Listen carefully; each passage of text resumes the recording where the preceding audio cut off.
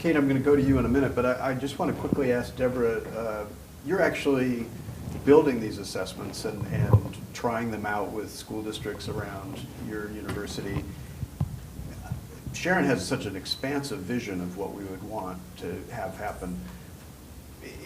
It's hard work, right? I mean, just to try to make them real and valid and reliable. Can you just talk for just a second about that? Well, one step, and I mean, Sharon and I have talked about this a lot, so we're engaged together in thinking about how to do this. But one step is to do something that the country's never done, which other fields have done, which is to agree on a set of core capabilities that teachers should be able to execute.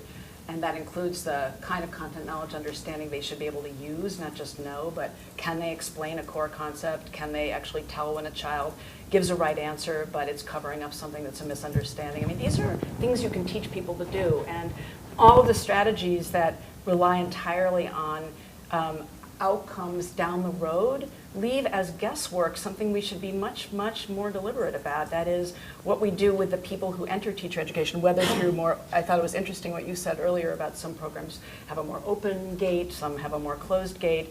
Whatever they do, what we're responsible for and what we're responsible for impacting is the skills that they acquire while they're there. And so these performance assessments depend on something we haven't talked very much about today, which is our best bets based on knowledge of the practice of teaching, evidence about research on teaching, of the things that teachers have to do. And the assessments have to be built on those things. So the first step is to agree on those. We have a candidate list. We're in the middle of discussing with a variety of organizations. Does this seem like a reasonable list of the core capabilities that are required for skilled, responsible teaching? And then for those, the assessments are built to assess whether people can do those things. And they're, you know, in many ways, they're highly recognizable, even for those of you in the room who don't teach. They're the kinds of things I've been saying. Can you tell when a student understands the material? Can you use acceptable methods of tracking on student learning? Can you lead a discussion that gets to a point? Can you tell when the textbook material is incorrect or distorted or inappropriate for students, and can you modify it appropriately? Can you teach the core concepts that are in the Common Core? I mean, it's not a mysterious set of things, but it's not a list of 120 things. It needs to be a short list, and the assessments need to be about that. So what we've endeavored to do is to propose a list, a short list, 19 things that we think are the core capabilities, and engage others in vetting whether this is the best set of bets the country can come up with, and then spreading out and distributing the work to build these. And you're right, there's work to be done about, you know, given that contexts of teaching vary, what would it mean to assess a teacher's ability to lead a discussion of, let's say, Hamlet? Will that tell us whether that teacher can later discuss poetry with a different kind of high school English class in a different environment? These are issues that will have to be faced.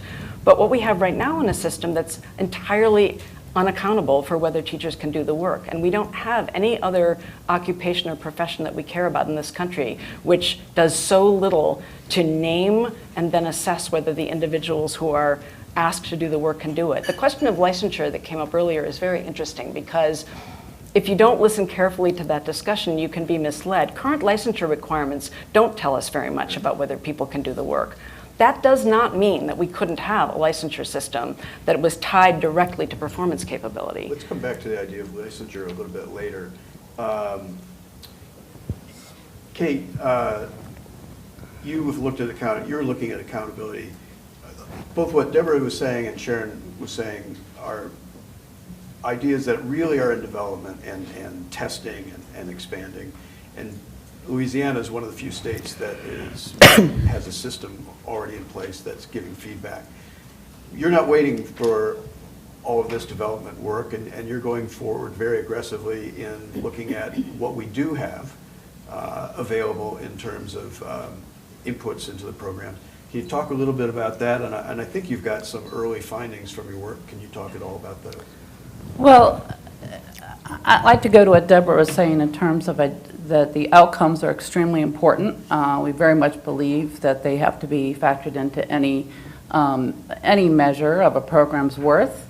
But it tells you something that in the 3 states where there is already the capability of doing some value add work on student learning, that the commissioners in those states have all said it's not adequate for what we need to do when we look at these programs.